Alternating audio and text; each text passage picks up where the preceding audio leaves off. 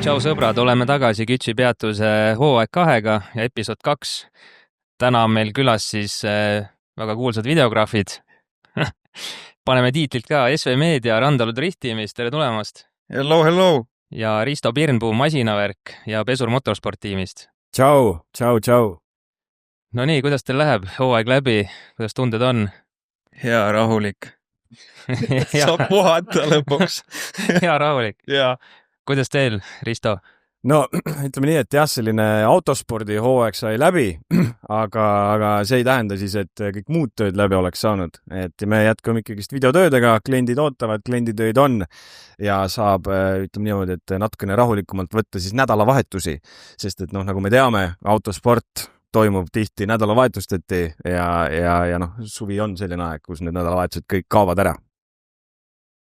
Kindlasti jõuame nende ürituste juurde ka, aga lähme algusest, et mõlemad 2 lausega, mis on üldse teie taust ja kuidas te üldse videograafiani jõudsite?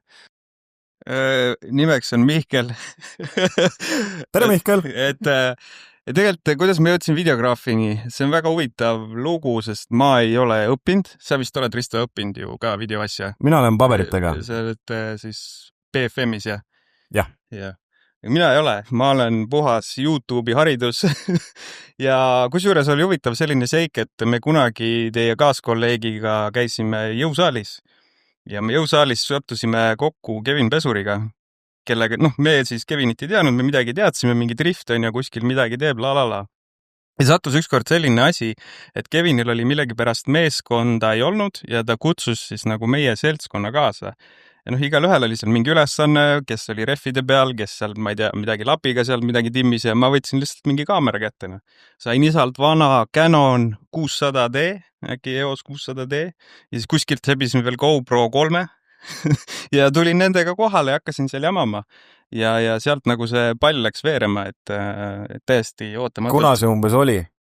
See on hea küsimus, see oli ammu, sest ma olen videosi teinud, ma arvan, mingi 7 või 8 aastat. Küsime niipidi, et mis autoga Kevin sõitis? E92. Tal oli E92 ja minu meelest, jah, ma ei tea, kas see oli siis selle autoga esimene aasta või võib-olla äkki Gert mäletab, sest Gert oli ma olin ka seal kohal, jah. Jah, me olime rohkem seal kes õllekaiste kohale tõid. Okei, tegelikult me midagi aitsime ka, aga nii palju, kui me oskasime, aga ma arvan, et see oli mingi 7 aastat tagasi. Jah, äkki oli 7 aastat tagasi, võib-olla isegi 8. Võib-olla rohkem isegi, võib-olla. Ja sealt läks nagu pall veerema ja ma olen siis olnud Keviniga olen olnud, siis ma olen siin vahetanud, olen olnud Gerdiga ja nüüd siis Oliveriga. Ja Oliveriga kaua? Äkki 4 aastat või? Ehk siis peale Covidit saite nagu kokku? Kusjuures COVID ajal ma mäletan ühte üritust, me ei saanud välismaale minna, me pidime seal mingid vaktsiinisüste ja mingite nende maskidega möllasime ringi ja boksis öeldi ka, et kui boksis keegi näeb, et teil maski ei ole, siis on kohe jama. Ja. Aga või selle Oliveriga selles mõttes tollel ajal ikkagi Oll sõitis Eestis, jah?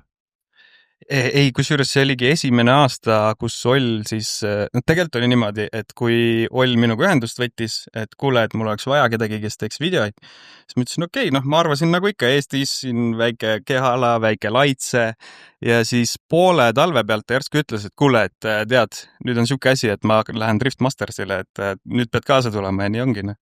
Ja ma läksingi kaasa ja tegelikult oli väga äge. No see oli täpselt nii, et mina lõpetasin siis ju, mina sõitsin koroona ajal, peale seda mina lõpetasin ära ja siis põhimõtteliselt sina jäid ka nagu ilma töötavat. siis täpselt oli, küll kirjutas, kuidagi läks nii. Ja õnneks mul oli teine, mul siia-maani tegelikult teine töö veel, aga jah.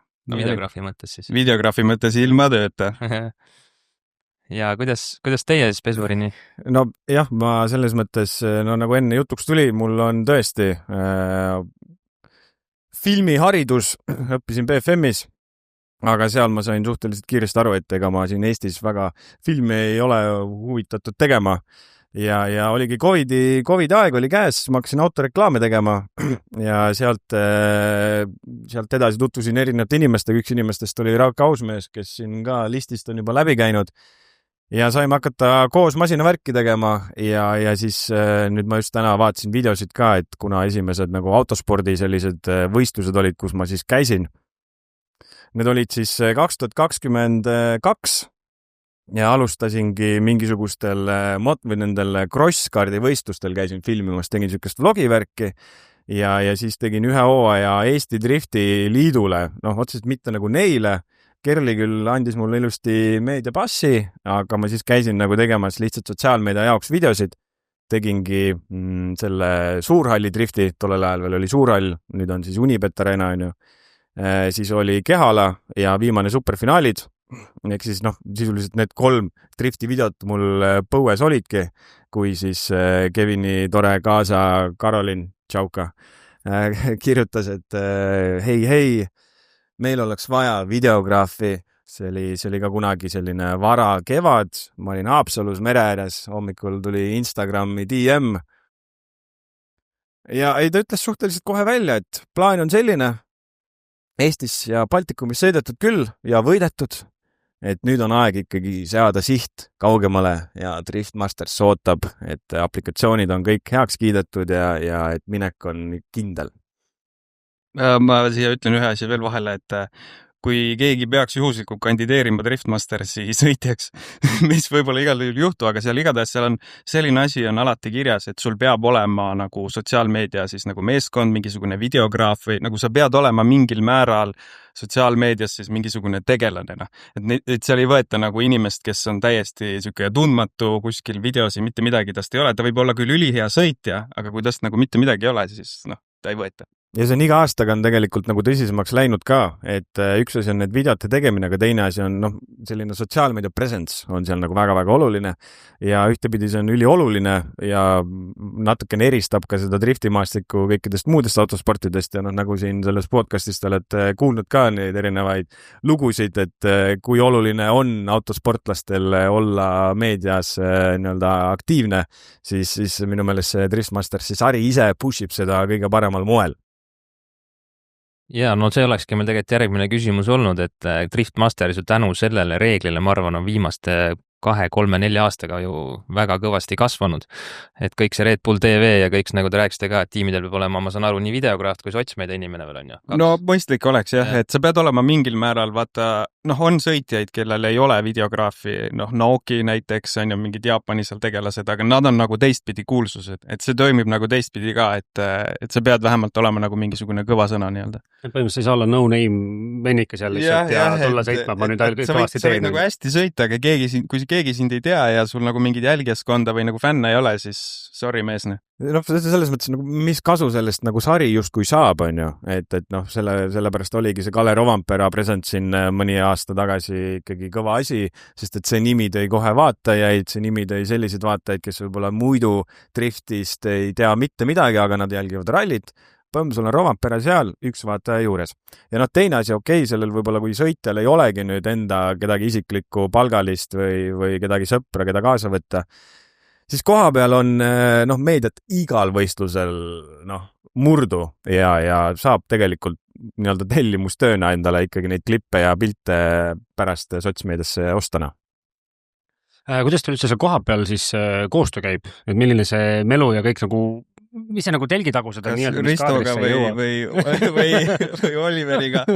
No võtame üleüldiselt siis. Ristoga me oleme ikka konkurendid. Vihased konkurendid. Kogu aeg üksteise videote peale paneme dislike. Hate comments. Ei, tegelikult all good. Me oleme ju ainukesed seal põhiliselt eestlased. Seal on Tom ka, aga Tom on siuke kord siin, kord seal. Ja Tom on ka Dream of Tom siis Instagramis, nüüd ta elab välismaal, enam teda Eestis ka pole, aga tema siis on siin vähemalt 2 aastat, vähemalt minu teadmiste põhjal filminud siis Šveitsi sõitjat Yves Meyerit, ehk siis ta on alati nagu seal ja iga kord ikkagi tuleb läbi, viskab käppa, chatime, et kõik on nagu chill, aga kui niimoodi mõelda Eesti tiimide peale, siis oleme nagu meie need ainukesed, kes seal figureerivad. Aga kas te vahepeal vahetate ka omavahel siis videoid või asju? Lense või? Lense või mida iganes. Filtreid. Ikka jah, ma olen ka hea sõber Sirba videotiimiga ja me oleme temaga ka seal mingeid asju vahetanud ja Ristoga ka, ma arvan, ma olen igast asju sealt küsinud.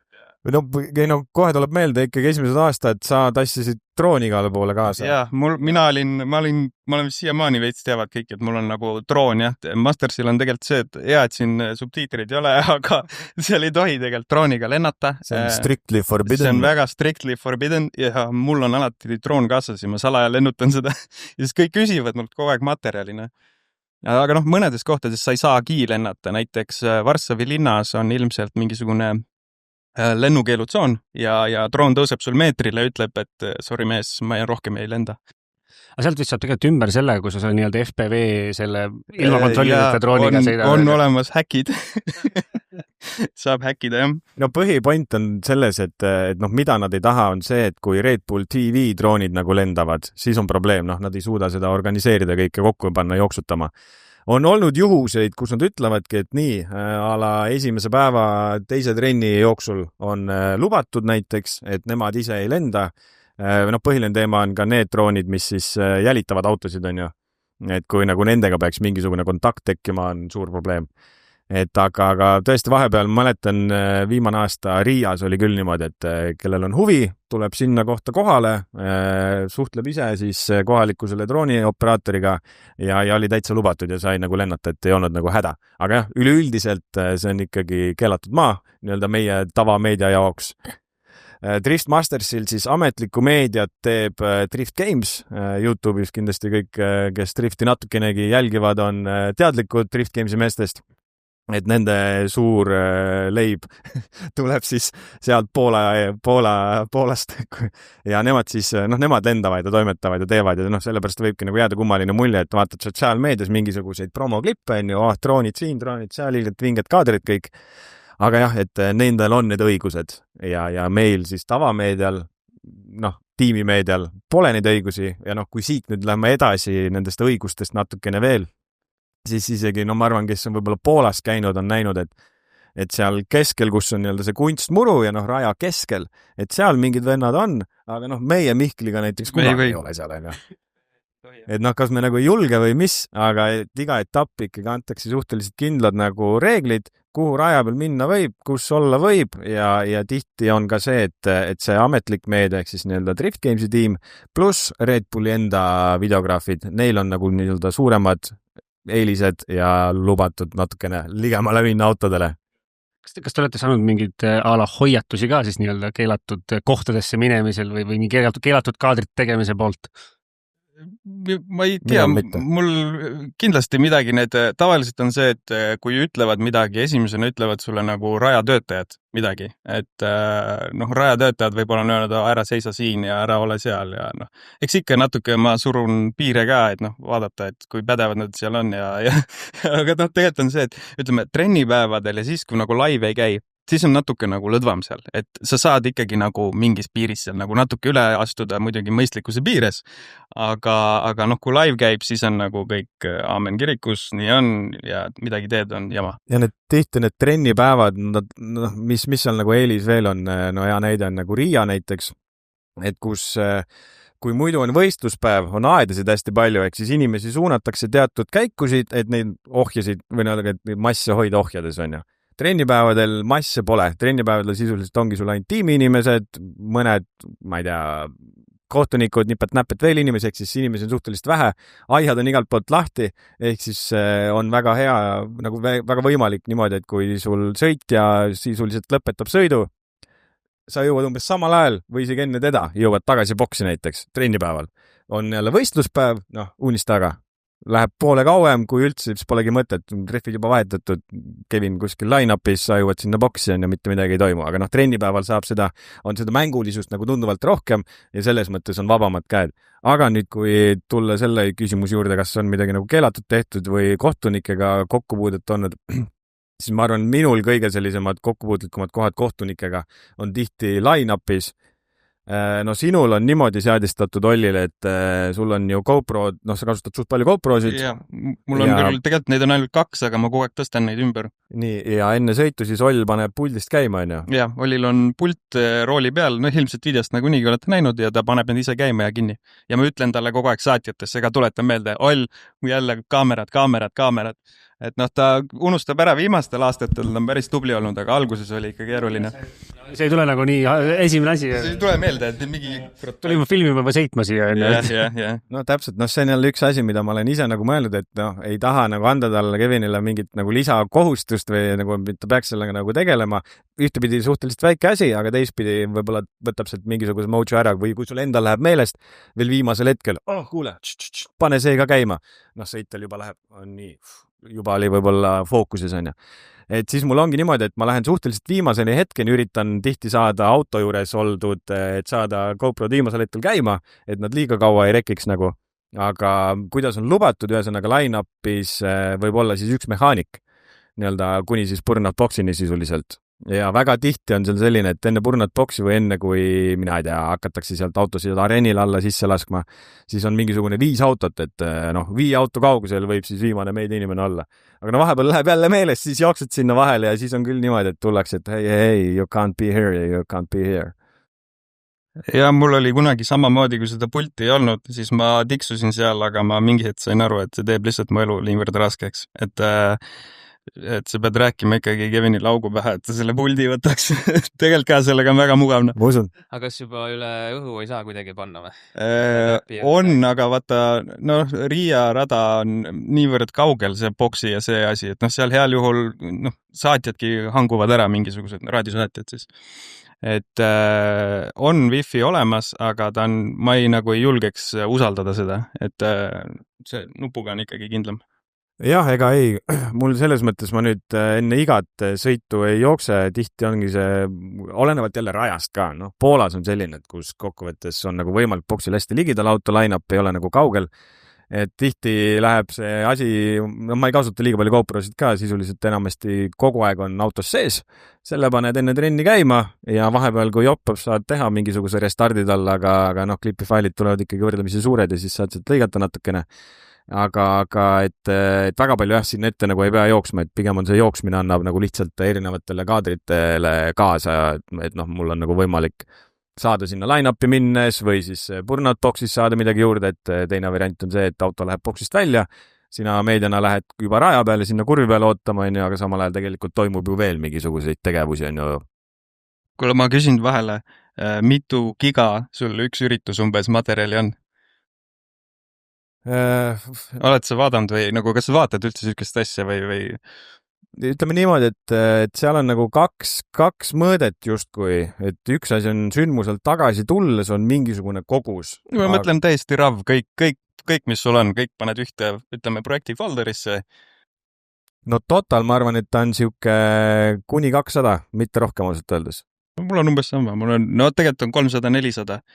Aga jah, üks üritus 300 või 400 giga faile, mul on jämedalt, kui ma võtan kõik siis nagu enda kaamerafailid, GoPro'd, kõik need jätame välja. Ma panen kaamerafailid siis monteerimisprogrammis reale, siis mul on kuskil siuke 3,5 tundi materjali, millest siis lõigata kokku mingisugune pooletunnine mingi jupikene. Aga nendest materjalist rääkides, et nagu sa ütlesid ka, et ma olen vaadanud, et viimasel ajal ta oletigi võrdlemisi vähe tegelikult rajal, et sa saad ju võtta neid kaadreid, mis ju nagu nii filmitakse, et sealt sa saad isegi võistluskaadreid küll, jah. Trennides pole mingit varianti. Jah, trennis ei ole, et see on suur õnnistus, et me saame seda võtta. Ma mäletan mingit aega, sellest, see on ka muidugi pikk teema, see YouTube'i copyright strike. Mingi aeg tagasi, kui sa võtsid Red Bulli materjali, salvestasid maha, panid selle netti, sa said copyright strike'i. Ja mis see copyright strike on siis see, et su videoga midagi ei juhtu, kõik on üleval, kõik on hästi, aga sa lihtsalt ei teeni raha sellega. Aga nüüd seda mul ei ole, ma ei tea, kas nad midagi muutsid seal, ma ei tea, äkki minu kanal pandi mingisse nimekirja, et okei, see on sõitja mingi tiim, et ärge teda umbes jamaga temaga. Nimetad nagu Red Bulli poolt? Ma ei tea. Et teil ei ole tulnud seda või kas sa üldse haldad, ma ei tea, kas sa üldse haldad seda? Ja on haldanud, selles mõttes on tulnud neid copyrights, aga põhiliselt need on tulnud audio pärast. Ehk siis justkui nagu YouTube'ile ei meeldi, et me ripime Red Bulli salvestatud kommentaatoreid näiteks ja helisid. Et videopildi kohta pole kunagi nagu häda olnud, aga just on nendest helidest probleem ja siis mida ma olen teinud, olen mingisuguse non-copyrighted soundtracki alla jooksma pannud, et siis sellel AI-l on natukene nagu keerulisem aru saada, et see ei ole nagu originaal seal. väiksed häkid on teada. Ja veel üks häkk, kui tekib probleem, siis muuda veits värve sellel pildil. Leedukalt videograafilt õppisin. Aga mis, nagu sa rääkisid ka, alustasid, on ju, sul oli mingi Canoni kaamera, GoPro 3 on ju, aga mis tehnikad neil täna siis kaasas on? Kui palju täna nagu rahalises väärtuses üldse? Ma olen mul on Exceli tabel, no okei, arvestame nüüd läppari ja siis lauaarvuti välja, aga ma arvan, siuke 12 000 euri eest on asju, umbes. Mis need kõige olulisemad asjad siis on? Mis peaks olema must have, kui tahaks nagu siukest kohver. Seda ma olen näinud, sul on väga lae kohver. Ja kusjuures, kui ma selle kohvri ostsin, see oli nagu, ma tassisin muidu kõike mingid seljakottides ja ma ei tea, mis jamades ja see kohvri ost pärast seda, kui ma selle ostsin, ma olin nagu esimese nädalaga sellega nii rahul, et nagu ma olen seda kõigile soovitanud, osta kohver. Aga põhiline ikkagi kaamera, mul on üks kaamera, mul on Sony A7S3, see on suht vana kaamera isegi, aga ta teeb nagu head pilti ja ta on okei asi. Ja varasemalt ma kasutasin, oli siuke asi nagu Panasonic Lumix GH4 ja GH5. Et põhiliselt mul ongi olnud siis 3 kaamerat nagu terve selle aja jooksul. Kaamerad, mikrid, GoProd, gimbal, droon, siis on igasugused kinnitused, rinnamikrid, lensid, siis objektiivid eraldi, monitor, akud, laadijad, ma ei tea. Mälud ja kusjuures mälukaardid, ma ei tea, mis kaarte sul on ka Sony on ja? Mis kaarte, kas sul võtab tavalisi SD-si või sul võtab seda CF Express A-d ka või? CF ikka. CF, okei. Mis sul kõige suurem mälukaart on? Mul on 64-sed lihtsalt. Okei. Siuke, vaata, kui on nagu tavaline mälukaart, siuke tavalise suurim, mitte see mikro, vaid siuke tavaline, siis sellest meil käib siuke natuke edasi arendus, on siuke Sony spetsiaalne mälukaart. Ja sellel on niimoodi, et sa saad osta vist 1 terast ja äkki vist isegi 2 terane oli ka või? 1 terane oli kindlasti, aga see mälukaart on mingi pea 2 tonni või mingi siuke täiesti jaburind. 1 tera, lihtsalt mälukaart, siuke junn. Ja hea nipp siit kohe, et kes võib-olla nagu fotograafiaga rohkem tegeleb ja kui shootite nagu burst mode'is, niimoodi, et auto sõidab mööda ja hoiad all ja siis ta pildistab nagu hästi palju, on ju. Ja kui teed selle pänni nagu ära ja vaatad, et ilgelt kaua nagu laeb neid pilte, siis soovitan minna poodi ja osta endale lihtsalt kiirem mälukaart. Kui see midagi ei ütle, see termin, siis lihtsalt küsida müüjalt, et mul on vaja kiiremat mälukaarti. Ja see kiirem mälukaart võimaldabki siis kiiremini protsessida, neid pilte kirjutada sinna mälukaardi peale. Et sellepärast on ka nendel kaameratel need nii-öelda kallimad ja tehnilisemad kaardid, kuna need koodekid, mida me salvestame, nõuavad lihtsalt natukene võimsamat kaarti. Ja lihtsalt kopeerimiskiirus ka ikka meeletu, et kui sa kopeerid tavalise kaardi pealt siis maha, ma ei tea, mingi 30-40 megabaiti sekundis jookseb, on ju, ma panen enda selle kaardi sisse, mul on 400 megabaiti, on ju, see on nagu suur vahe, kui sa kopeerid ikkagi mingi 200-300 gigafaile, et annab nagu ajaga juurde, jah. Aga ei, ma rahaliselt ei oska öelda, see on selline igapäevane töökulu asi, on see kaamera, ei ole midagi liiga erilist, grammikene uuem kui sul, aga jälle tehniliselt video mõistes natukene kehvem Sony A7 IV. Objektiivid suhteliselt rendin hästi palju, mis tuju on, selle võtan kaasa enamasti, on 70-200 ja siis üks lainurk, sest et 2-ga saab tegelikult hakkama, lainurgaga boksis ja pikaga siis raja ääres. Ja siis nagu sa ütlesid, mikrid, mingid monitorid, cage, rig, et sellised, ma üritan just ülimalt nagu lightweight travelida. Sama, ma üritan, aga tead, see on nagu selline loll haigus, et see nagu hakkab kogunema neid asju, sa vaatad mingit, ärgi, kurat, et äkki sellega saaks natuke paremini niimoodi, äkki sellega saaks niimoodi, ja siis mul hakkab nagu ketrama neid asju. Aga ma olen hoidnud, ma tean, et ma saan minna täiesti lolliks selle nagu selle kõigega, mis sul käes on, aga nagu kas seal on kokkuvõttes seda mõtet, et see iga asi, mis sa tegelikult ju juurde ostad, see nõuab laadimist, kui laadimist ei nõua, ta nõuab ikkagi tegelemist, külge panemist, sa pead õppima selgeks, kuidas sellega ümber käia, mingit uuendada, mingit softi või igasugust sükst jaburad asjad. Tead, kui lightweight'id meie oleme? Ma tean, teil on see iPhone. Ja kui hästi läheb, siis on mikrid ka kaasas vaata. või kui ei ole kaasas, tavaliselt me laename miklilt. Ja kui väga kehvasti läheb, siis meil on ainult üks Android, millega filmida. kusjuures ma ütleks, et iPhone on tänapäeval väga hea kaamera. Ma soovitan soojalt ja sul ei ole vaja tegelikult mingisugust ilget kuradi tassid õlal, mingisugust jõhkrat tellist, on ju. Et iPhone'iga teeb väga palju ära, on palju kanaleid, kes ainult filmivadki iPhone'iga ja on väga kuulsad. Näiteks hea näide on USA's, ma ei tea, paljude USA YouTubereid jälgite. Mina olen jälginud näiteks sükest meest nagu Cletus McFarland. Äkki teate? Ei no võtame lähima näite Adam LZ. No jah, aga tal on ka ikkagi mingi osa tal on filmitud nagu õige kaameraga või nii-öelda siis peegliga või selle digitaalkaameraga, aga Cletus McFarland, elutruu vend, ainult iPhone, mitte mingeid mikreid, mitte midagi ja vend ise veel mondib ja tal on mingi 4 miljonit jälgijat, ja nii läheb. Nojah, nüüd eriti, kui iPhone 17 Pro tuli välja, nüüd on mingi Zoomi värk ka nüüd, ma ei tea, kui palju seda kasutada, aga äkki on võimalus või? Lõpuks ometi hakkas iPhone Zoomi tegema. No, seal on AI töötleb seda datat päris hästi ja see Zoom võtab sul püksi tekstuuri sisuliselt välja, mida su silm enam ei seleta. Ja mis oli veel üks hea asi, mis me just Mihkliga eelmine kord vaatasime, et kui on kaameraga filmitud versus iPhone'iga filmitud, siis iPhone'iga kõik inimesed näevad ilusamad välja, sest AI vist teeb natukene... Tal on mingisugune väike filter peal, jah. Paneb sükest midagi sinna juurde natukene. Kõik, kes tahavad olla YouTube'is ilusamad filmiga ennast iPhone'iga. Jah. Väike häkk. Aga ma võib-olla tuleks selle Travel Lighti juurde natukene tagasi, et kui palju sul, ütleme, et 6 etapist mitmel korral sa lennukiga käid ja kui palju sa nagu maad pidi käid? See oleneb, kui palju Ollil raha on. No võt, et tihti... Mul ei ole, mina ei saa valida, aga me käime vist äkki mingi 2 etappi või 2 või 3, oleneb. Vaata, nüüd ei tea ka, nüüd kuidas see uus kalender jälle tuli, on ju, et esimene etapp me hakkasime eelmine aasta ka minema lennukile, aga jäi poolikuks. Et ilmselt vist äkki 3, et Iirimaa kindlasti sinna nagu autoga too much.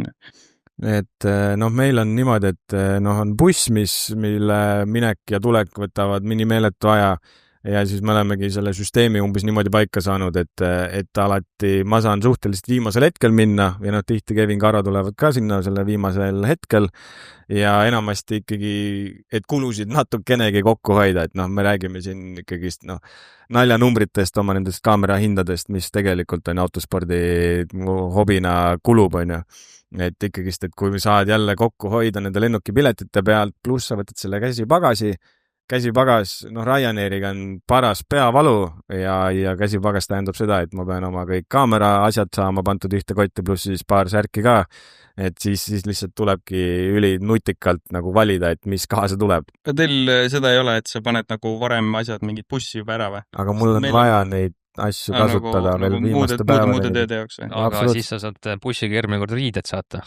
Ei, ma saadangi alati mingisugused tiimisärgid ja mingisugused asjad, mida ma tean, et mul ei ole neid nüüd lähi 2 nädalal nagu vaja, on ju, igapäevaelus. Aga kokkuvõttes ikkagi ei päästa sellest hevist seljakotist ja et kui pannagi sinna 16-toline MacBook pluss kaamera ja veel mingid asjad, siis käid ringi ikkagi korraliku pommiga. Jah, kusjuures ma ütlen vahele, et me viimane Tai reis, me olime kõik käsipagasiga, nagu mul oli kõik videoasjad olid käsipagasis, pluss riided, me olime seal mingi, ma ei tea, 2 nädalat, ma ei mäletagi enam mitu päeva me olime, igatahes me olime ikkagi pikemalt, kui me nagu tavaliselt oleme. Käsipagas, mul olid seal kaamerad, mikrofonid, mingi läppar, riided ja jube. Aga Drift Mastersi veel, ma saan aru, et järgmine aasta hooaeg on ju väljas. Nüüd tulevad põhimõtteliselt kõik samad rajad välja arvatud siis Itaalia, mis eelmine aasta ära jäi. No radade mõistes Soomes on väike switch. Okei. Tuleb mingi uus rada. Kas tuleb meile lähemale või? Minu meelest mitte. Läheb veel kaugemale? Ma nüüd jään võlgu, mis rada see on.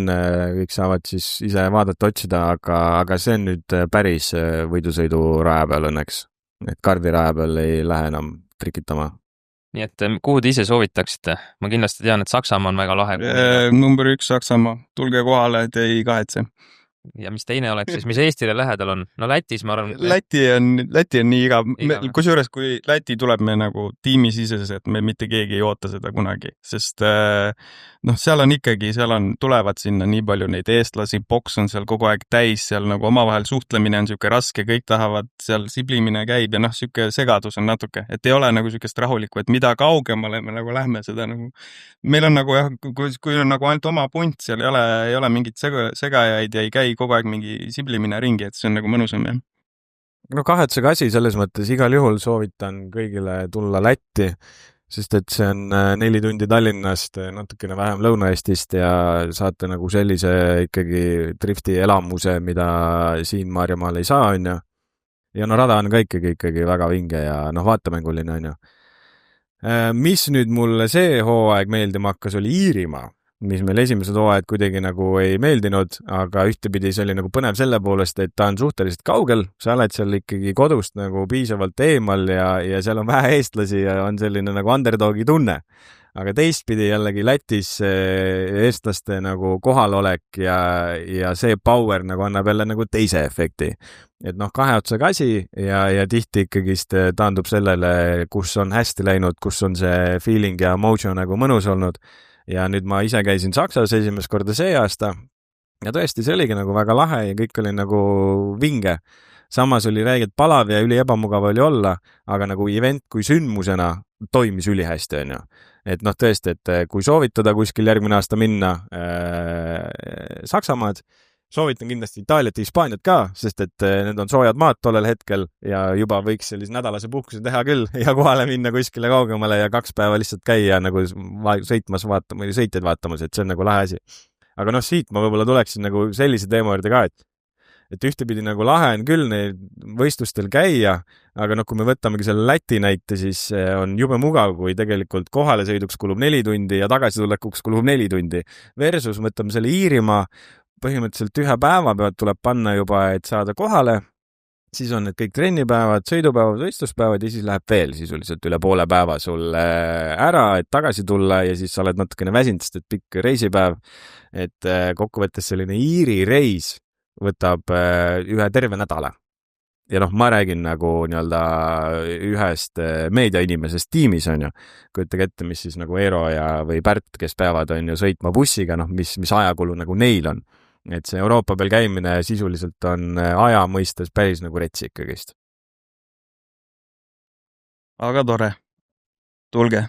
Ja Mihkel, sa ise saatsid mulle selle küsimuse. Miks teil videod nii kaua aega võtavad? Jaa, see on põhiline küsimus, Risto. Miks teil videod nii kaua aega võtavad? Mis on see number 1 põhjus?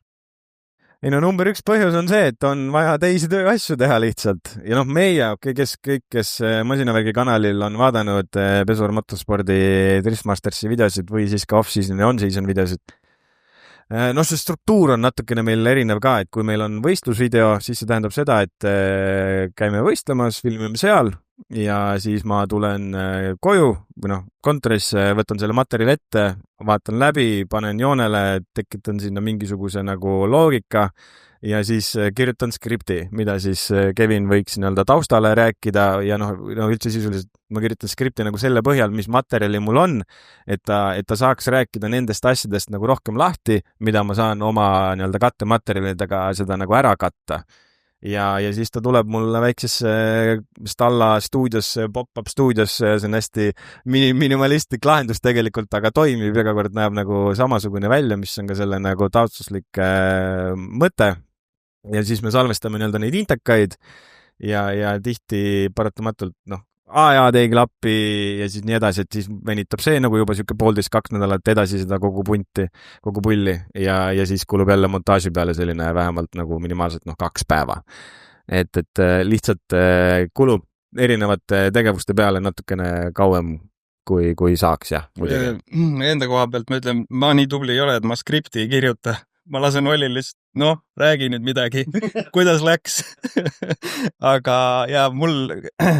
No enamasti mul nüüd viimased videod on kõik tulnud nagu 2-nädalase viitega, et on üritus, siis on 2 nädalat. Tegelikult on see, et mul on nädala ajaga on mul video nagu valmis, aga me ei postita seda, me tahame alati pühapäeviti postitada ja siis meil on üks teine inimene, meil on vist ilmselt sama inimene, kes subtiitreid kirjutab. Nüüd küll, tervitus, Henri. Thanks sulle. Minge endale, mega tuli. See on suur asi, ega nende subtiitrite kirjutamine. Sa pead ikkagi olema nagu asjas sees ja natukenegi aru saama, et mingid spetsiifilisi termineid nagu mõista. Sest vanasti ma kirjutasin seda ise ja ma saan aru, mis kuradi jama see on. Et monteerimise puhul ka, et ütleme nädalaga ma video ära teen, see on ikkagi pigem on surumine, pigem on see, et ma ei käi nagu oma põhitööl, et ma lihtsalt ütlen, et ma ei saa tulla ja ma lihtsalt teen nagu videoasju. Aga siuke 1,5 nädalat nagu nagu video ära monteerida, on hästi. Kui sa võtad ajaliselt nagu full nagu tööaeg tundides, kui kaua sa ühte videot monteerid?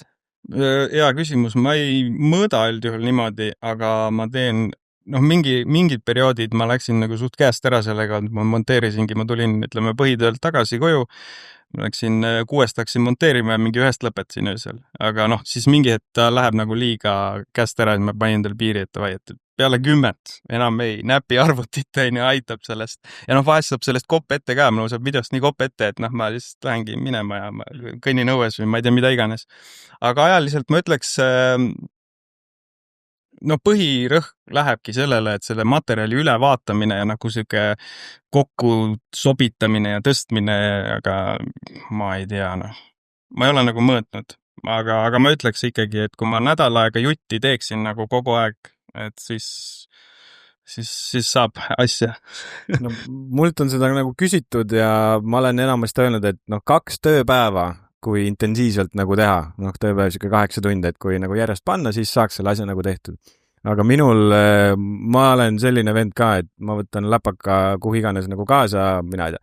Vahepeal on niimoodi olnud, et kui etapid on nagu natukene lähestikku üksteisele, siis ma enne järgmist etappi ala Soome minek, praami peal veel mondid, siis paned autos jälle, autosõidad, lemmikaeg on mul lennukis, sest et lennukiga sõitmine on ülimalt igav tegevus ja mitte midagi pole teha. Ja kui see 3-4 tundi nagu saad tegelikult tööd teha, mida nagu monteerimine võimaldab, sest et internetti pole nagu vaja, siis see parim nagu lahendus, kasutad seda aega jälle ära, teed ja me oleme, see hooaeg meil oli vist ala 3 videot oli niimoodi, et me olime juba nagu võistlustel ja siis otsid seal mingisugust normaalset netti, et saaks need asjad kuskil üles laetud jälle, et meil on muidugi pressure, kui sa ütlesid, et te tahaksite 2 nädalaga või tähendab iga pühapäev üles laadida video, siis meil on see pressure, et meil on TV6-s kindlad slotid peale igat WRC Power Stage'i, või tähendab enne on siis Pesur motospordi episoodi slot ja kui see on pühapäeviti, siis see tähendab seda, et fail tuleb saata hiljemalt reede hommikul. Ehk siis tegelikult see võtab jällegi justkui nagu 3 päeva aega ära, aga jällegist kõik on enda aja planeerimise küsimus.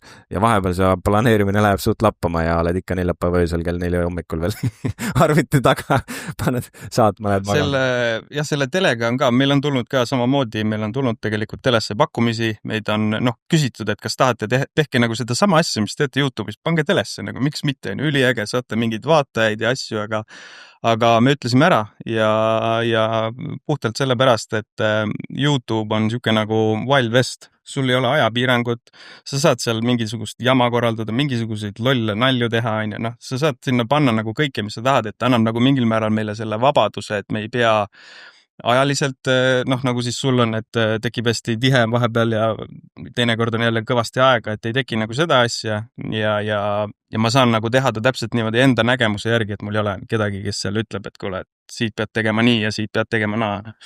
No vot, jah, seal teles on siis 23-mintsane slot jämedalt ja nüüd üleskutse ka, et ühtepidi on väga tore, et vaadatakse telest, sest et siis on teles numbrid suuremad ja Eesti autosporti ikkagi see edendab ja näitab, et huvi on suur, ja see aitab kaasa ka uute teiste projektide tekkimisele.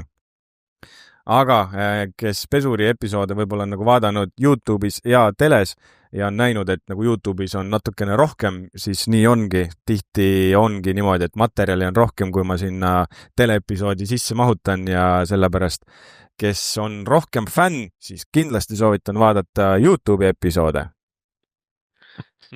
Eks lõpuks on ka ju see sponsoritele oluline, kui palju sul on seal vaatamisi, et see kindlasti mängib rolli. Jah. Mõtlen siis YouTube'i kanalil, et see, et palju sul teleskedega vaatas, kindlasti see on ka oluline, aga vaadatakse ju kindlasti väga palju, mis su statistika seal taga on. Need telenumbrid on natukene nagu moonutatud ka, neid on väga raske ette kujutada. Neid arvutatakse seal.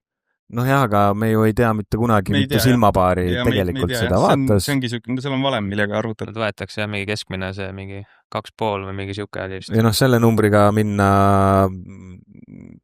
Tommy Hilfigeri juurde öelda, et mul on siuke number, andke riideid, palju see on, et mis see tähendab.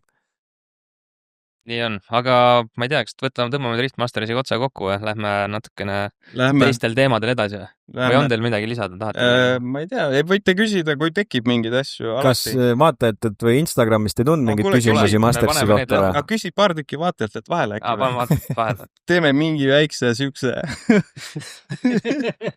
jamame ära nende podcastina. Davai, ma võtan lahti kohe. Mida edasi, kuidas on? See on nagu, ma vahepeal räägin, et ma olen Olliga siis juba vaata pikemalt neid videoasju teinud ja mina, kui ma alustasin Olliga video tegemist, siis ta oli ka ikkagi alguses hästi puine ja me saime ikka suht palju nagu nalja sellega, et mõtled küll, kodus, mis seal on, lähen kaamera ette, räägin oma asja ära, lebo. Aga siis seisad seal kuradi raja ääres, tuul puhub, kaamera on sul näos, räägi siis. Ja see ongi, milles see räägib. Ja sellepärast ongi mõne, vaata, kui ma teiega videot teinud, täpselt samamoodi, ütle nüüd seda, tee nüüd seda, siuke nagu, kuidagi palju nagu sa näed ise, sul on enda visioon ka, vaata, kui sa filmid eriti. See ongi see, et sa tegelikult ju nagu, saad suunata just, et mine räägi seda või ütle teist asja, aga kui sul midagi öelda ei ole, siis ega ei tule ka see kaameras. Aga lõpuks on nagu Oll läinud palju paremaks, et nüüd ta räägib päris vabalt ja asju, aga alguses oli äge küll, et jah. Ja, vaat seal on isegi see lihtsam, et kui sa ise midagi teed, siis sul on sellest lihtsam rääkida, sest kui meiega alustasime vlogimisega, siis oli täiesti cool peas, et mida ma räägin. Kusjuures üks asi veel, ma tahan lihtsalt vahele segada, et kui keegi tahab nagu alustada mingit videoasjaga, monteerige oma materjali ise. See annab ülipalju juurde sulle, kuidas sa ise kaamerais oled. Sa nagu näed ennast hoopis, vaata, kui sa igapäevaselt ringi kõnnid, sa ei näe ennast kogu aeg peeglist ja kuidas sa oled ja kuidas sa hoiak on ja kuidas sa räägid ja igas siuksed asjad. Ja kui sa filmid ennast ja ise mondid seda, sa näed päev otsa, sa vahid oma lõusta seal, seletad seda teksti, siis sul hakkavad tekkima ideed, ma teeks seda paremini, ma teeks niimoodi, äkki on siis parem, et see annab nagu tegelikult päris palju juurde, sa õpid palju kiiremini rääkima kaameras hästi ja see toob nagu seda enesekindlust ka juurde. See on hea teema, siis meil oli tegelikult üks punkt ka, see võtame selle äkki lõpuni, siis mis te veel soovitaksite algajale sisuloojale, kui ta, täna vist ongi, sa võidki iPhone'iga põhimõtteliselt alustada, hakka lihtsalt pihta, tee midagi. Ma räägin nüüd YouTube'ist, videosi sa saad ju igale poole teha, kas teed reklaame mingisugustele firmadele, mis iganes, aga näiteks kui sa tahad YouTube'i hakata, siis ja kui sa tahad seda teha niimoodi, et sa tõesti sellest ka ära elad. Kas sa nüüd räägid, et YouTube'i, et nagu sellist vlogger type, et sa näitad oma elu? Mis iganes, ütleme, et sul on, ma ei tea, mingi huvitav hobi, ma ei tea, veeretad mingit täringut. Toome kõige maalähedasema näite, ehitad garaažis autosid. Okei, jah, see on meil võib-olla kõige süksem sarnasem asi siin. Aga mis minu esimene soovitus tegelikult on see, et proovi vähemalt sisu inglise keeles teha. Et Eesti on hästi siuke väike, meil on nagu spionikeel, vähesed inimesed räägivad seda ja sellega nagu YouTube'is läbi lüüa on raske. Ja üldse nagu raha teenida sellega niimoodi, et sa elaksid igapäevaselt nagu hästi ära, on pigem keeruline ja ma soovitaks kohe nagu inglise, jah, on olemas tõlked, aga see USA inimene on nii laisk, et ta ei viitsi neid tõlkeid lihtsalt lugeda. Ütleme nii, et tänapäeva elu on selline, et kui see kontseptsioon, et kas nagu YouTube'iga ainult ära elada, siis Eestis on üli keeruline, aga kui keegi ikkagist tahab pushida seda ja drive'ida seda eluteed, siis YouTube on tegelikult üks platvorm, kus sa ennast nagu väljendad ja kui sa seal platvormil oled nagu nii-öelda hästi presenteeritud ja sul on nagu sisu ja teemat, mida sa räägid, siis on väga lihtne endale leida positiivseid ja häid koostööpartnereid, kes sisuliselt sulle selle edukuse nagu tagavad, et alati see YouTube ei peagi olema tööandja justkui. Põhisissetulek, kus juures, ma ilmselt jõuame sinna sissetulekuteni ka, aga tegelikult on ka teine variant, et on ju ka Eestis kanaleid, on selline Don DIY mees, kes siis praktiliselt ei räägi üldse kaamera ees, kui aeg-ajalt paneb mingisuguse teksti sinna alla ja tal minu teada ta ikkagi elatub nagu puhtalt YouTube'ist ära, et tal on väga palju jälgijaid, ma ei tea küll, mis praegune number on,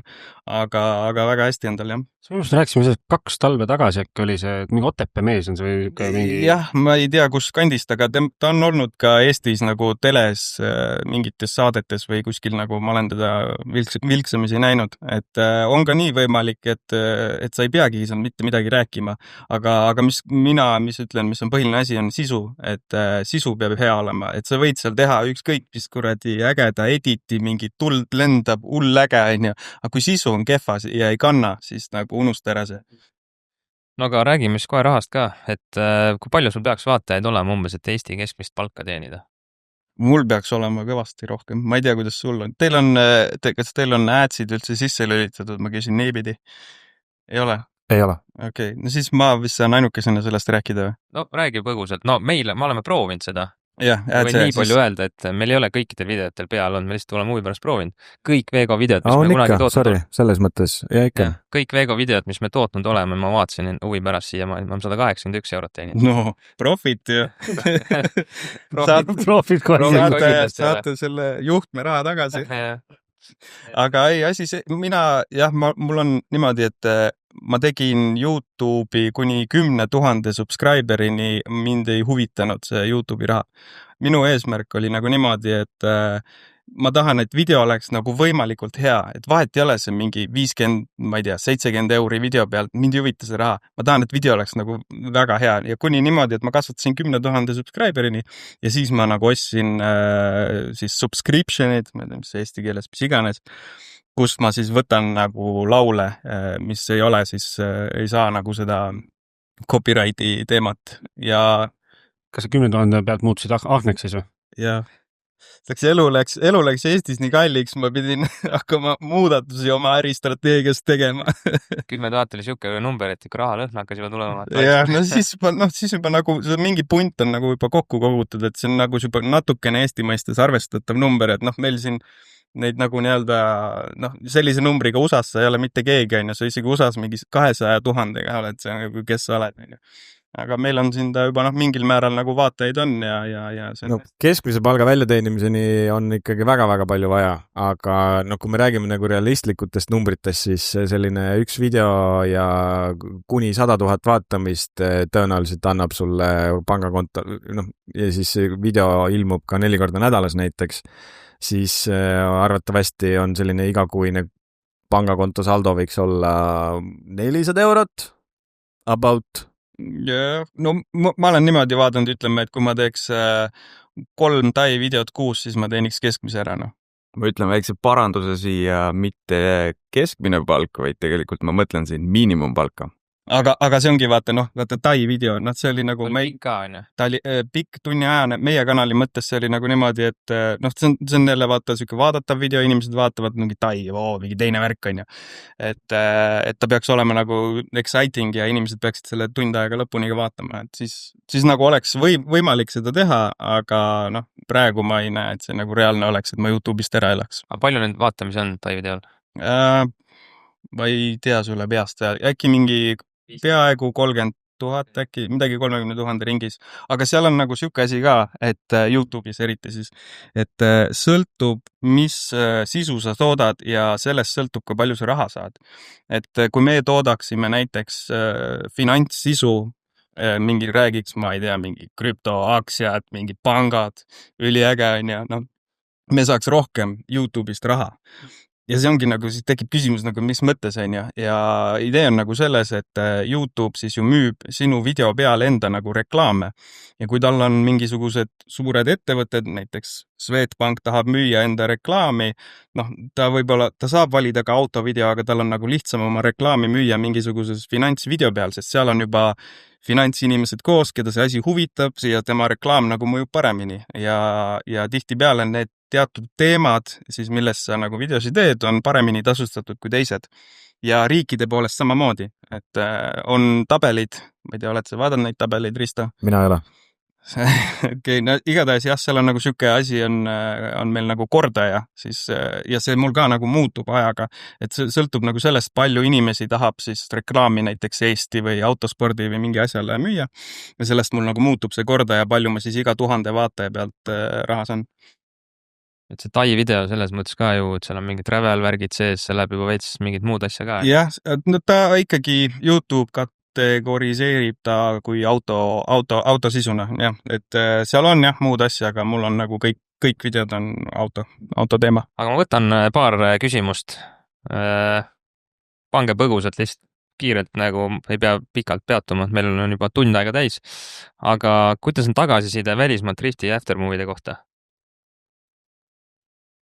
Välismaalt tagasiside, ega ei oskagi öelda välismaa tagasiside kohta. Kas tahetakse ingliskeelset sisu saada äkki? Igal juhul tahetakse, aga noh, nii palju otseselt ega keegi vähemalt minu kui videotegijani väga ei jõua sellist tagasisidet, aga igal juhul see on vajalik, kindlasti vaadatakse, see on 100% on see vajalik, mida tuleb teha nii sportlasele endale kui ka puhtalt, et saaks rohkem vaatajaid. Minu puhul on välismaalt kirjutatud ja ma mäletan ühte asja, kus keegi USA-st tegi YouTube'i video, mingi täiesti ka no-name vend kuskil seal tegi video ja lihtsalt seal mingeid asju kommenteeris ja siis mingi hetk ütles, et minge vaadake umbes seda kanalit, et see vend teeb hästi videosi ja siis ma olin küll mõtlesin, I made it. Mingi suvaline USA vend.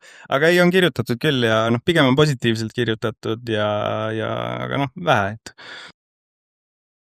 Sellest me põgusalt rääkisime ka, aga ma võtame korra läbi, siis palju materjali filmitakse ja kaua kulub montimiseks aega. Te ütlesite kuskil 200–400 giga ja... 200–400 giga minu puhul reaalne, kui ma laseks GoProdel kogu aeg käia, siis ilmselt see oleks 500 kuni ja edasi ja aja mõttes, ma ei tea, 1,5. Tegelikult nädalaga ma teen ära, aga ütleme, seal on ka niimoodi, et vahest kui ma mondin seal, mul on 2 ekraani mondin, vahin seal mingeid asju ja siis järgmine hetk on juba YouTube lahti ja siis vaatad sealt üldse mingid muud lollust, et seal vahest see nagu tähelepanu hajub hästi lihtsasti ära. Et võib-olla kui ma nagu süveneks kogu aeg ja täiega suruks, siis ma saaks kiiremini, aga siuke nagu loovtöö on hästi ajule kurnav, et sa pead nagu vahepeal pausi tegema. Vähemalt minu puhul ma tunnen niimoodi, et ma ei saa nagu orav rattas seda teha, et ma põleks kohe läbi. Teie varustuse kohta on ka siin küsitud, aga sellest me juba rääkisime päris pikalt. Siis Pirnpuu on ise küsinud, mis on kõige vaadatum video teil YouTube'is? Mina tean. Ma nime ei tea. Minult küsid või? Sinult. Ja, ma räägin kohe sellega loo ka. Kui siis te lähete sinna SV Meedia kanalile ja sealt alla scrollite nagu täiesti põhja, siis sealt hakkavad igast huvitavat materjali tulema. Aga kuna see kanal on mul väga vana, see on põhimõtteliselt, kui ma üldse esimese YouTube'i kanali tegingi, siis see läks sai. Ja mingi hetk ma nagu, ma ütlen jah, kanal on 17 aastat vana. Et ta on päris vana, aga see selleks. Ma hakkasin lihtsalt kuskilt LimeWire'ist mingit muusikat tõmbama ja siis guugeldasin, vaatasin, YouTube'is ei ole, mõtlesin, et davai, ma laen selle YouTube'i, et äkki saab midagi ja ma laadisin sinna oma jagu neid ja mingid jäidki sinna nagu vedelema ja siis ma hakkasin enda asju peale tootma ja siis ükski hetk ma järsku nagu vaatan, et kurat, mingi 100 000 vaatamist mingisugusel täiesti suvalisel videol. Mõtlesin, las nad olla, siis seal vahet ei ole, et aga ikkagi autospordi video? Autospordi kõige vaadatuim või? Ma ei tea. Tead, ma ei jälgi neid numbreid. Äkki ongi Tai video või? Ei, tead, seal võib olla midagi. Äkki see, kui Oll esimest korda võitis või? Või mitte ei võitnud, sai teiseks Iirimaal või? Ma arvan, et äkki see või? No see võib loogiline olla, sest et Masinavärgi kanali pesuri videotest on ikkagi Hispaania esimene koht on 10 tonni rohkem kui teine koht, et Linnalt on tulnud ka üks huvitav küsimus. Kui pikk on SV Meedia? 1,51 m. Ja just ütles, 17 aastat on kanal. 17 aastat. Ja ma olen vist tõesti kõige vanem siin vist ka või? Sellepärast sul oligi kohvrit vaja, et sa saad selle pealt filmida ka, vaata. Jaa. Üle barjääri. Smart move, jah. Võtan siit ühe veel. Kuidas minna üle hobifotograafist elatist teenivale kaameramehele? Ma ei tea, ma ise fotograafina mind lihtsalt puhtalt ei huvita, sest see on nii lihtne. Või nagu ta ei ole lihtne, aga ma ütlen, et see nagu ta ei ole nagu piisavalt väljakutsuv minu jaoks. Sama nagu mulle riilid üldse ei meeldi. Ma tean, et praegu on mingi full riili ajastu, pane TikTok'i, tee mingid neid 30 sekki või ole äge seal, on ju. Aga mulle absoluutselt ei meeldi need. Mulle meeldib siuke pikem formaat nagu palju rohkem. Ma võin teha, aga ma ei ole fänn nendel. Aga kui nagu üle minna hobifotograafist profini, siis mina soovitaks, on niimoodi, et võtta võimalikult palju kõigest osa. Mis iganes sulle meeldib, sa võid pildistada hobuseid, autosid, mis asju ja arvesta sellega, et sa teed alguses ikka kõvasti tühja tööd, et minu puhul samamoodi. Mina, kui ma seda tegema hakkasin, ma ei oleks elu sees arvanud, et ma siin pingil istun, ma lihtsalt tegin seda for fun sõprade jaoks, et panen mingi video üles ja saame oma mingi sõpradega kuskil vaadata pärast diivanil on ja saunas või mida iganes. Aga lihtsalt see aeg, kuna ma olen teinud seda nii pikalt ja järjepidevalt, siis tänu sellele ongi see, ma olen nagu jõudnud sinna, kus ma olen. Et kui sa selle fotograafiaga tegeled piisavalt pikalt ja järjepidevalt, siis sul on suured šansid selles läbi lüüa. Ilmselgelt jah, järjepidevus on üks asi, aga elu on ka näidanud, et nagu sa ütlesid ka, et proovi erinevaid segmente, käi pildista kortereid, autosporti. Kui tõesti meeldib autosport nagu väga, siis tulebki seda lihtsalt hästi palju push ida, tuleb nagu tekitada see portfoolio, et inimene, kes justkui tahaks tellida, sest et mida professionaalne fotograafia tähendabki, on see, et sa siis saad palka maksavad klientidel on mingisugused soovid, mida nad siis soovivad, kas siis oma toodet reklaamida, ennast sportlasena reklaamida, sportlane oma toetajaid reklaamida. Ehk siis peaks olema selline fookus, ehk siis kui mõni ettevõte seda fotograafia page'i nagu näeb, siis ta saab aru, et okei, tema pildistab hästi sõitvaid autosid, tema pildistab hästi müügipildi autosid või pildistab hästi kortereid ja kui on selline kindel nišš nüüd välja nagu tekkinud, siis on väga palju lihtsam tekitada endale sellist stabiilset klientuuri ja stabiilne klientuur tähendab seda, et on võimalik siis hakata ära elama puhtalt klienditöödest.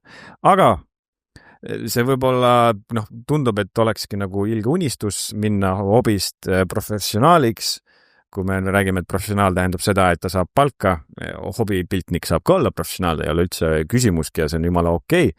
Aga eelis on hobipiltnikul see, et ta saab natukene nagu ise valida, mis ta pildistab, kellele ta pildistab, enamasti see on siis endale ja kogu see loominguline protsess on tunduvalt nagu mõnusam ja rohkem südamest, et ikkagi klientidele töötamine tähendab väga palju seda, et öeldakse ette, mis kuna vaja on ja palju sa selle eest raha saad, et see natukene hakkab loomingut pärssima.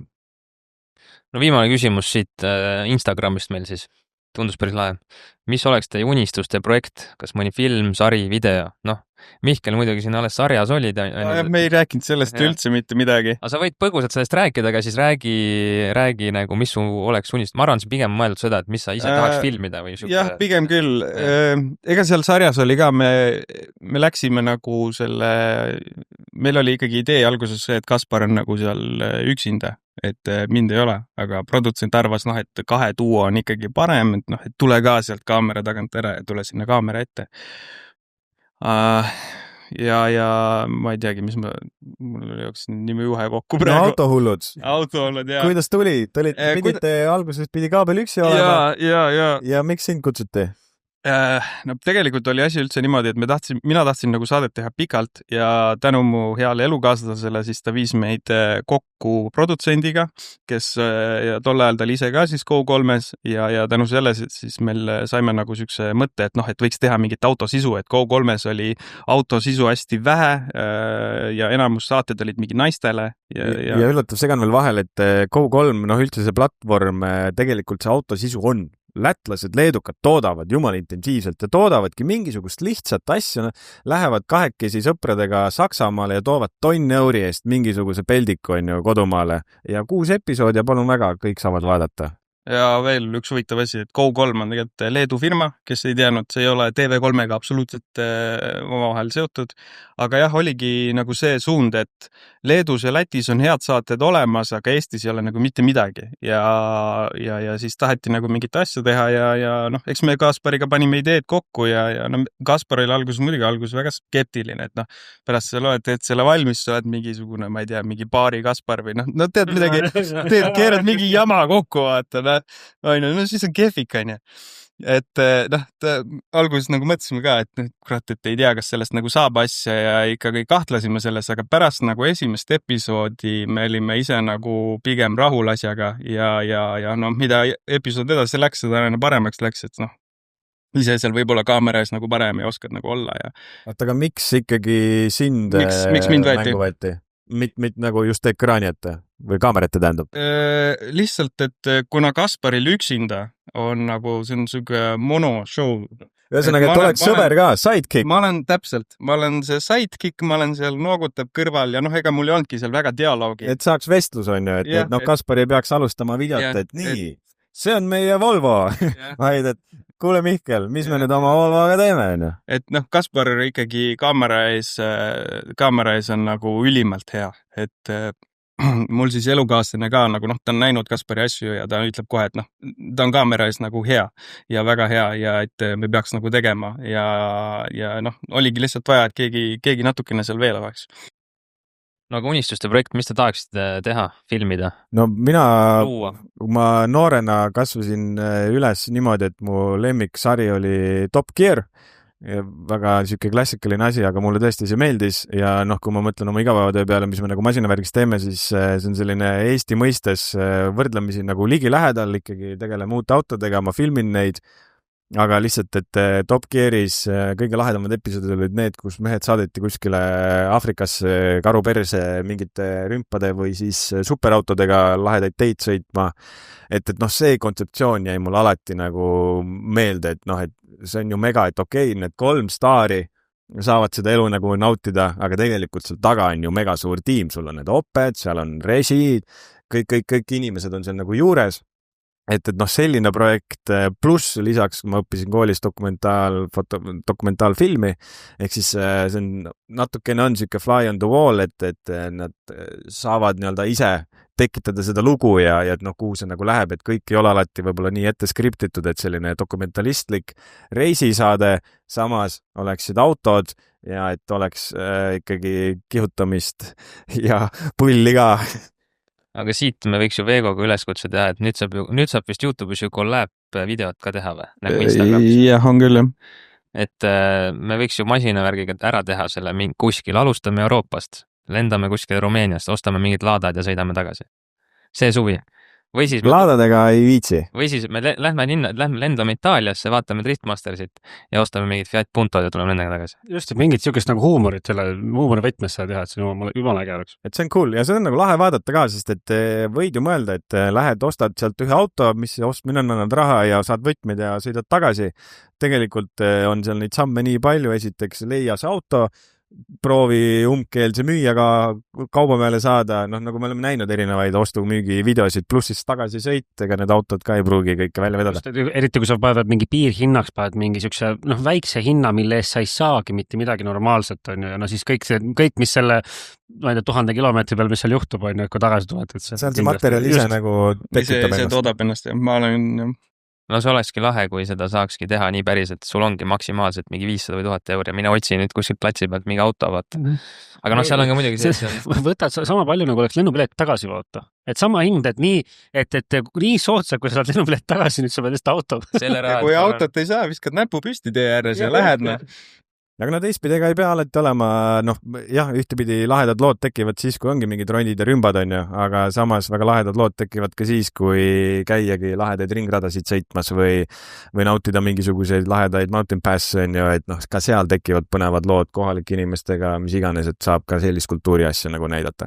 Aga igal juhul jah, reisimine paratamatult on üks lahe asi, mis avardab nii silmaringi ja on mõnus siit külmast Eestist ära käia. Jah, ma ise väga rinkamees ei ole, ma pigem läheksin kuskile mudasse mingisuguse džiibiga või niimoodi. Aga jah, samamoodi nõus Ristoga, reisid ja igas siuke asi, et see toob nagu, see sisu on kohe palju nagu elavam, et siin Eestis oldud küll. Teeme kiire, meil on üks huvitav kiiret list, öelge kohe, this or that, olete näinud seda formaati ja alustame kõige paremaga, kas Randalu või Pesur? Randalu. No questions. Kas 46 või 36? 36. 46. Nii, 2JZ või S54? M50. mul pole ausalt öeldes vahet. Mul ei ole ka vahet, eks ma laulan meie tiimi mantrat siin lihtsalt. Kui ma ütleks, kui see on Nero ehitatud M50, siis igal juhul see, aga muidu, kui lihtsalt mootorites kiirelt lambist, see on this or that, läheb mööda, aga kui nagu mootoritest rääkides, siis mulle isiklikult väga meeldivad 2J-d nagu drifti radadel, see on kõrvale nii mõnus. Ma ütleks ka tegelikult, et on päris hea, aga ka ei ütle heaks BEM-i rida 6 ära. Aga uus S58 mootor? Ma ei ole nii palju kokku puutunud, nii palju kui me kõrvalt oleme kuulnud, eks ole, meil siin Migal ja siin mõnel veel on, aga ma ütleks, et need vanemad teevad natuke käredamat häält. No nii, manuaal või automaat? Kas igapäevaseks või see on lihtsalt teie isik, see on lihtsalt teie isiklik. Automaat. Nii, pitsa või burger? Pitsa. Ka pitsa, jah. Nii, peegelkaamera või iPhone? Peegel. iPhone. DJI või Rode? DJI, sest et Rode ei tee droone. Mul on mõlemad, ma ei tea. DJI, ta teeb rohkem asju. Okei, järgmine kõige parem, mees või naine? Mis mõttes? Mees või naine? Kaaslane naine on meeldivam. Pigem vaatan naisi, jah. Aga samas, sõbraga lähed? Sõpru ei vaata. Okei. Nii, midagi teile. Kas päev otsa võtteid või öö otsa monteerimist? Päev otsa võtmine. 100% võtte. Nii, filter või no filter? Filter. Ikka lutt peale. Või ma mõtlesin seda obi ees filtrit. Ende filtrit. Kõik elu on parem läbi filtrite. Ilma filtrita on parem. Nii, WRC või F1? WRC. Tead. Aga ma kusjuures vahel ütlen, ma olen viimasel ajal hakanud rohkem ka F1 vaatama tänu selle Verstappeni tagasitulekule. Mind muidu väga ei huvitanud, aga see tõi mind nagu veits küll postile. Ei suuda öelda, aga ma isegi praegu ütlen F1, aga 50-50. Laitse või kehala? Laitse. Vist jah, laitse saab rohkem teha, ägedam. Davai, ongi kõik. Ja võtame paar asja, räägimegi autospordist, kui me juba F1-st rääkisime ka, sa ju ise käisid Abu Dhabis tegelikult. Kuidas oli, mis toimus, räägime natuke üritusest, kuidas mulje oli? No Abu Dhabi sündmus, see on nüüd selles mõttes ka huvitav, et ma see aasta käisin 2 F1 etapil, siiamaani polnud ühelgi käinud. Suvel käisin Ungaris ja nüüd käisin Abu Dhabis. Ungari on selline etapp, kuhu on kõige soodsam minna nii-öelda F1 vaatama, ehk siis pilet on kõige soodsam, seal koha peal on suhteliselt lihtne. Palju maksis? Ungari pileteid kingiti. Ja Abu Dhabi on siis seal üks kallimate seast. Ja seda oli nagu tunda, kui Ungaris ikkagi oli sellist, ütleme nii, et seal oli ikkagi spordifänn kohal. Kes tahab ikkagi näha motosporti, see läheb sinna Ungarisse kohale, naudib, vaatab. Hästi palju oli fännisärke, keegi elas alati kellelegi kaasa. Abu Dhabis mindi pigem, et because of glam and kõik shiny ja flashy ja tõesti, muidugi otse loomulikult kogu see rada, kõik see hotell seal, see näeb nagu nii palju parem välja ka kui ükskõik milline Euroopa ringrada on. Et ei olnud mingisuguseid koledaid murulappe või mingid rooguspuid on. Et lihtsalt visuaalselt oli nagu nii söödav see Abu Dhabi. Võistlus ise, midagi liiga erilist ei olnud, võib-olla üks meelde jäävamaid momendid oli siis, kui oli klassikute sõit, need masinad, kuidas nad mööda sõitsid, siis korra käis nagu kehast läbi küll, et vanasti nagu niimoodi võisteldi. Et see oli nagu lahe. Sündmus ise ülimalt professionaalselt ja hästi organiseeritud, hästi palju vabatahtlikke igasuguseid töötajaid, väga hästi suhteliselt mugav oli ringi käia, et sündmuse korraldusena ülimalt mugav, ülimalt ilus, kõik puhas, korralik, autospordivõistlusena meh. No jah, ma ei tea, mis sa arvad, McLaren see aasta ju võttis mõlemad tiitlid. Järgmine aasta tuleb väga palju uuendusi, autod lähevad veits kergemaks, TRS kaob ära, tuleb see elektri boost nüüd öelda. Push to pass. Ja siis ma saan aru, et nad nii igat rada siis vaatavad, mis see cap olema peaks on. Ja, juba on läinud mingisugused info või arvamused ka liikvel, et ega sõitjate poolest see ei paista olevat liiga positiivselt vastu võetud. Aga jällegi, eks näis, me ei tea praegu mitte midagi. Kindlasti ma loodan, et Williams tuleb tugevana tagasi, sest et nad on nüüd oma kompleksid valmis saanud, sõitjate line-up on ülitugev, ma hoian neile räigelt pöialt. Uus, ei saa öelda, et okei, alustame sellest, uus tootja tuleb, Cadillac, Perez ja Bottas on ju roolivad, kindlasti on jälle huvitav näha, kuidas siis niimoodi nullist tuleb siis 11. tiim. Pole ju sellist asja, ma ei tea, kui ammu nagu näinud. Ja otse loomulikult Audil on uus programm. Dakaril sai võit kätte ja nüüd siis proovime, mis toimub vormelis. Järjekordselt tõesti nagu põnev asi, mida nagu jälgida, et kuidas see nagu sujub. Jah, Audi Red Bullil tuleb ju seekord Honda kaob ära, tuleb Fordi mootor veel on ju, ja siis tegelikult tuleb ju Toyota tiim Haasi alla nüüd. Jah, et ta tegelikult juba ongi nimi muudetud, ongi Toyota Gazoo Racing Haas. Ja mis on ju veel huvitav spekulatsioon muidugi, aga Rovanpera hakkas nüüd ju proovima, ma ei tea, kus uus Meremaal nüüd sõidab. No asjas, jah. Jah, et kas on variant, et tuleb kunagi? Mis tal juhtus seal küll, et Kusjuures tal oli mingi kõrvapõletik või mingi asi. Tegi oli, et kui me viimati rääkisime, siis oli jah, et see, et mis ta 7 sekundit jäi nii-öelda maha või? Ja viimasest 5. Jah, noh, eks on alati see ka hea, et kui sul läheb väga halvasti, kurat, mul oli seekord nii vaatanud. Aga noh, ei tea, et eks ju ralli ja WRC on täiesti 2 eri. No Rovanpera ikkagi, kui te nüüd niimoodi spekuleeritada arvate, et kui me lihtsalt tuleme selle teema juurde, siis ta ju sõitis kereautosid ja väga hästi sõitis nendel võistlustel, tal olid väga okeid tulemused, kvalis ta näitas ikkagi top aegasid, startis väga tihti esimesed kohalt, et nüüd kui on jah, open wheels racing, ma arvan, et see väga palju tema oskustes liiga palju ei mängi, et ta saab kindlasti väga hästi sellega hakkama. Siiamaani on öeldud, vahet ei ole, mis nii-öelda sõiduki peal ta istub, on, et kõigega saab väga hästi hakkama. No loodame, oleks ju väge igal juhul, kui Rovanpera ka see oleks nagu esimene, ma ei tea, kas on üldse varem, või ei ole vist olnud kunagi sükust asja, WRC pealt keegi läheb F1 sõitma. Pole kuulnud, aga selleni läheb aega ka, ega päris seal ikkagi tuleb, et F1 saada tuleb nagu F2-3 teenekond läbi käia, et nüüd ei helista seal FIA bossidele, et kuulge, ma hüppan Haasi pilli sisse ja hakkan karutama, et no nii, F1 otsas, ma ei tea, ei ole vist rohkem midagi siin. Mis te pakute järgmine aasta, kes võtab tiitli? Driftis või vormelis? Vormelis. Parim võidab, sest ma ei ole nii suur fänn. Ma ütlen lihtsalt parim võidab, ma ei tea nendest detailidest nii hästi. Ei tea, aga ma arvan, et Aston Martin kindlasti on tugev, sest et seal on põnevad mehed nüüd tipus. Samas sõitjate mõistes Maxil on hoog sees, McLarenid kindlasti jätkavad tugevana ja ega nii ongi. Ma arvan, et tuleb põnev hooaeg. Kui me mäletame seda viimast korda, kui tulid uued autod, siis oli Ferrari tugev ja on ju Aston Martin seal kohe järgmisel aastal tugev. Et võivad tulla üllatused, aga võib ka tulla järjekordne mingisugune domineeriv tiimi aasta, on ju. Et selline asi F1-s tihti nagu juhtub olema. Kes nende uute uuendustega pihta paneb? No, absoluutselt. See on nagu umbes täpselt nagu horoskoop põhimõtteliselt. Tuleb hea aasta, et võib tulla natuke siuke ootamatusi. Pinnapealne. Aga igal juhul F1-st rääkides, siis iga aasta on olnud see umbes seal meie iseseisvumispäeva juures, seal 24. veebruari juures, kui tuleb Drive to Survive välja, et see aasta pakkus sinna põnevat sisu küll nendesse episoodidesse, loodame, et on tehtud lahe sisuvalik ja on põnevaid teemasid nii-öelda katsutud ja siinkohal kindlasti ka kutsun üles kõiki vaatama neid episoode, sest et sealt saab sellist mõnusat insighti, et ei ole niimoodi, et seal on näidatud mingisugust pealiskaudset ja lihtsalt mingit iba.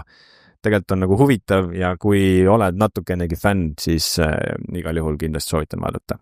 No see on jälle sama hea näide, et Netflix ju tõi päris nagu uue hingamise sinna F1, et lähmegi kohe WRC peale, aga WRC-l oleks mingit sarnast asja vaja, et kuidas seda noort sihtgruppi nagu kaasata rohkem. No YouTube'is nad nüüd tulid välja, 3. episood vist tuli välja, More Than Machine on siis Safety Culture'i poolt on tehtud episoodid eelmisest hooajast. Muidugi nad tulid sellega kuidagi natukene liiga hilja välja, et meil sai see hooaeg otsa ja nüüd hakkad nagu vaatama üle-eelmise hooaja sündmusi, et veits segadus on, mis täpselt juhtus, on ju, et Neuville võitis praegu, see hooaeg läks jumala kehvasti.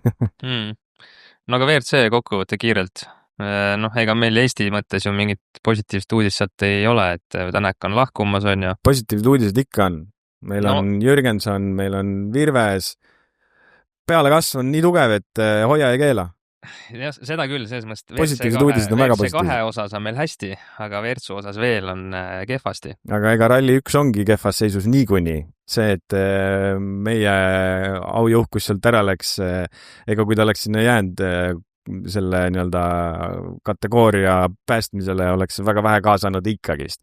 Et nüüd tulebki selline veider hooaeg, vähe tippsõitjaid justkui, aga ongi võimalus siis ala Adrian Formol ja noh, Takamotol kindlasti ka jällegi põnev mingid punkte koguma hakata, et ja siis jällegist ülejärgmine aasta tulevad uued autod ja mis siis saama hakkab, jällegist me ei tea, aga kindlasti läheb põnevamaks ja noh, seda me nagu loodame ja tahame ka saada, on ju.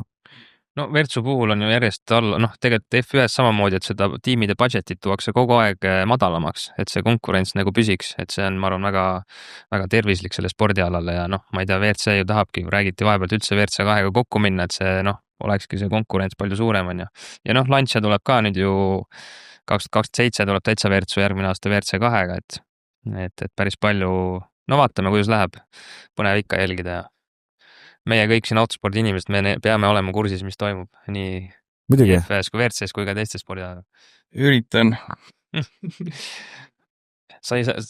Nüüd on sul kella 10-st vaba. Nüüd sa saad vaadata. Nüüd ma saan lõpuks vaadata. Tead, mul hea, et mul üldse kodus telekas on, ma vaatan seda nii vähe, et noh. Kuule, sõbrake, kes telekas siis vaatab midagi autosporti üldse? Okei, F1 on nagu hea, see on kindlal ajal, paned käima, vaatad 1,5 tundi sõidu ära, paned kinni, teed mis iganes asju. Verts on küll selline, et jälle noh, tee peal vaatad jälle vahepeal või siis loed Delfit, on ju, et noh, keeruline on nagu jälgida teda tegelikult. Et see on ka natukene hoiab tagasi selle võib-olla sarja noh, plahvatuslikku edu. Aga jah, nüüd ühesõnaga oleme rääkinud palju siis nii-öelda motospordist, et võib-olla nüüd oleks ehk aeg panna teid nii-öelda esiteks tabeliga võistlema ja muidugi ka omavahel võistlema. Kas teeme mingid nii-öelda petid teile siia vahele või? Jep, ma võidan. Ma olen suht kindel, et ma panen ära siin praegu. Et kaotaja teeb nii-öelda järgmise Driftmasters hooaja esimese video. Esimese riili välja. iPhone'iga näiteks või Androidiga või? Oi, ära seda piina küll taha mul. Midagi ise huvitavat välja, et kui esimene võistlus, noh, mis iganes on ju, et mingi pett vahele. Ma arvan, et Risto on millegipärast ikkagi parem, sest mul on nagu ringraja kogemus 0. Ma ei tea, kus oled sa sõitnud ringrada, Mannergut ikka oled sõitnud? Jaa. Ei, ma olen endast parima. Ma olen Audrut või noh, Porsche ring ikkagi erinevate masinatega sõitnud ja nüüd me ikkagi masinavärki, kes jälgib, teab, et me Evaliga käime tihti läbi ja kutsume neid oma sündmustele ja oma simulaatoritega.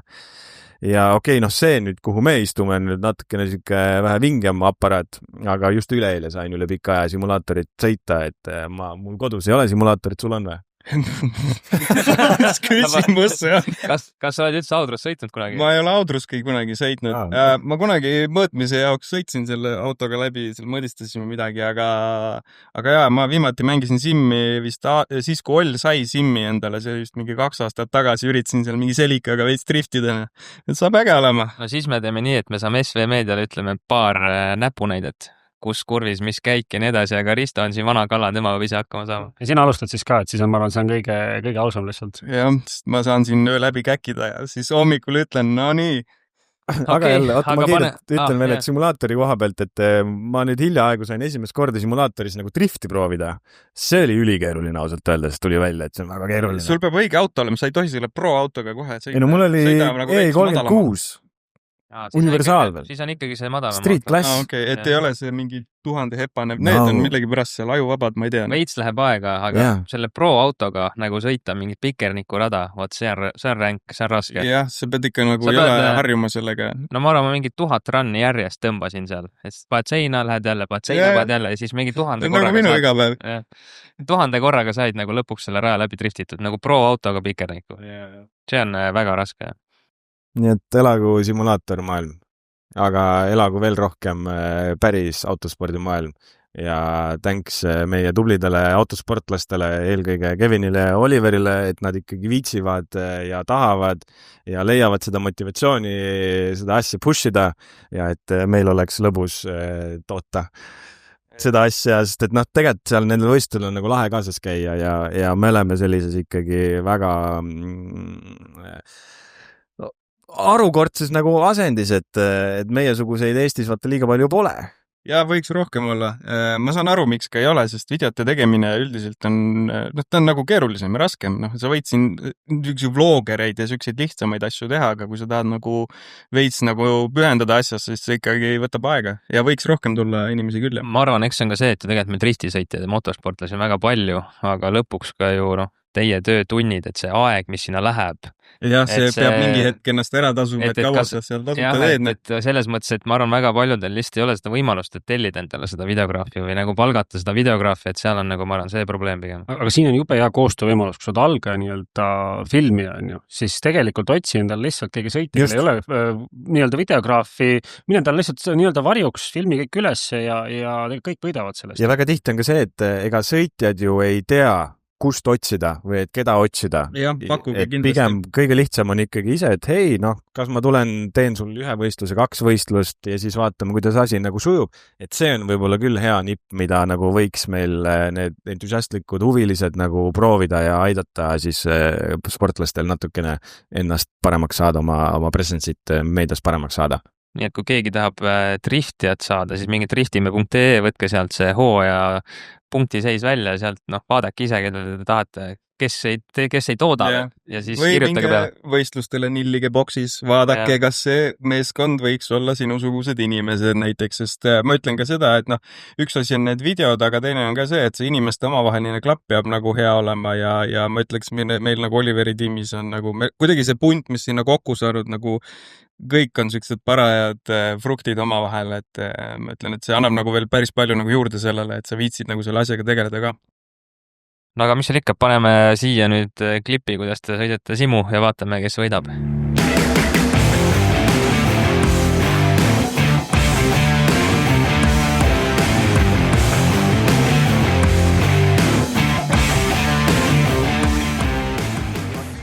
No nii, sõidud tehtud. Kuidas ise kommenteerite oma siis sõite? Hambad on mullased, aga tulin finišisse. No suur pettumus, põhjuseid ei oska otsida, kui vaid öelda seda, et on tublid sõitjad siin ülevalpool. Lootsin kuskile siia kanti saada, aga näed, võta näpust. Ei saanud selle Fiatiga nii hästi sina peale. Ja siis veel aegadest et mina sain siis 1.33,133. Väga palju kolmesid. Eelviimaseks. Ma arvasin, et ma olen kuskil siin, aga näed isegi. Aga ei, selles mõttes väga hea, selles mõttes sõit oli ikkagist ju, algus oli ju tegelikult aed. Ja algus oli siin, jah. Oli 3 minutist hakkasin tulema. Et saime üle poole maha. Ja nagu sa ütlesid, sulle see offroadi värk nagu meeldib. Seda sa ka üritasid leida seal Audru ringis ikkagi seda muruvärki. Ja veits on isegi muru seal, saab teha mingit väikest offroadi küll, jah. Aga te olete varem ju ka sim mängid. Kuidas see sim teile tundus siis, mis see Evalis on praegu? Väga hea sim on, tulge teiegi. Arvuti, ekraanid, tool, äge. Kõik on olemas. Ja ma ei ole väga simmi mänginud, aga tundus ägena. Ei, mulle väga meeldis selles mõttes tavaline sim võib-olla, mida Eval nagu ringi tassib, on natukene sellisema istukil oleva asendiga. Siin on veits ikka reiskarilik, et jalad on ikkagi võrdlemisi nagu kaugel ees, et sellist asendit liiga tihti ei kohta kahjuks või ei koge. Ja mis minu jaoks oli üllatus, et pidur on nagu päris autol ikkagi, et ma olen harjunud selle Logitechi rooliga, et seal ikka vajutad piduri samamoodi põhja nagu gaasi, aga ei, siin oli nagu päris reaalne, jah. Tahan igastest tänada teid, ma olen teile väiksega siin ühele 1 minut, sul veel ei olegi vist üldse. Mul ikka on veekomits olemas. On olemas, jah, väga hea, ja nüüd sulle ka. Sul on ka juba nüüd unikus siin. Aitäh, Kaspar. Kui tahate veel lõppu ise midagi öelda, siis teie. Jälgige ikka masinavärki erinevates sotsiaalmeediakanalites. See on Veego kanal.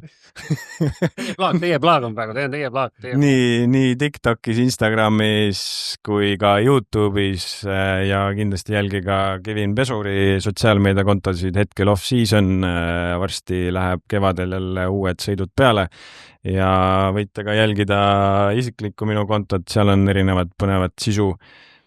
Ja jälgige kindlasti ka Veegot ja jälgige ka kindlasti Evalit, kes siis seda simulaatori sõitu siin võimaldab.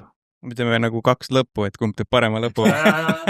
Just, ja lõppu teha. Muidugi 2 lõppu. Okei, aitäh, et mind kutsusite, oli tore, aitäh Veego, pange subscribe, aitäh, et mu videos olete vaadanud ja nii ongi. olge mahedad, pange õlut. ja Mida veel? Ja kuulutage ikka oma autosid Eesti parimas automüügiportaalis. Vegas. Kõik või? Here we go! Saab koju minna või? Saab koju minna. Yes, aitäh!